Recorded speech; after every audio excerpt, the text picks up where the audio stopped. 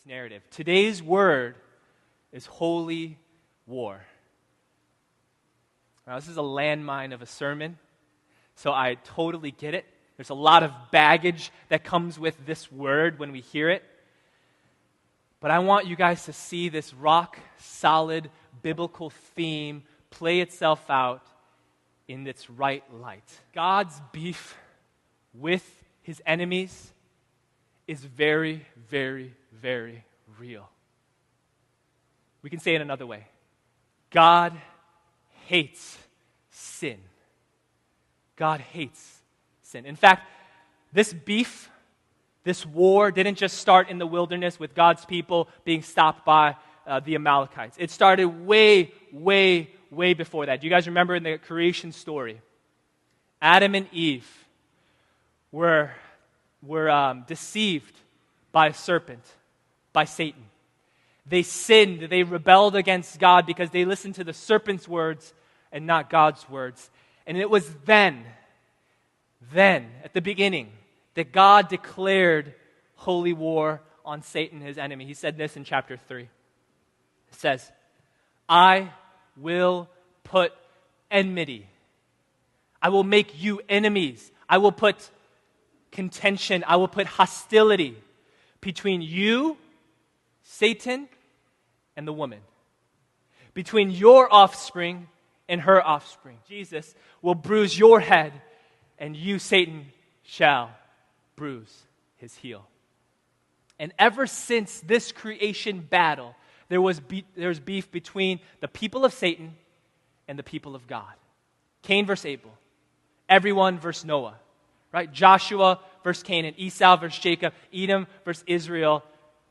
Agag versus Saul. Amalek versus Israel. All throughout the scriptures, it's clear that there exists an enemy of God that desires to stop what God is doing in and through his people. There are those that would identify as offspring of this evil of Satan, and others that would identify as offspring of the righteous, of holy.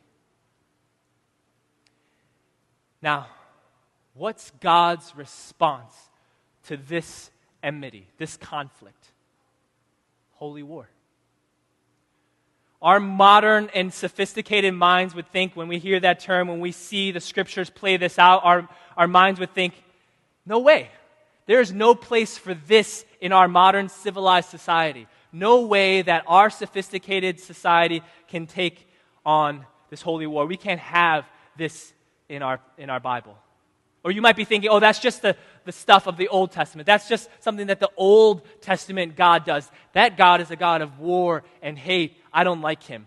My God, the God of the New Testament, Jesus, he's full of love. He is a God of love. He would never do anything like that. That's a common heresy in our church, in our day. People believe that there are two gods that do two different things in the scriptures. So for those of us in this room that just can't wrap our minds around why God would wage holy war in the scriptures as part of what he does in history, I want to give you guys a helpful lens to read this through. Holy war is not just an Old Testament thing. It's also a New Testament thing. I haven't gone crazy. I want you guys to stay with me. Holy war is also a New Testament thing, right?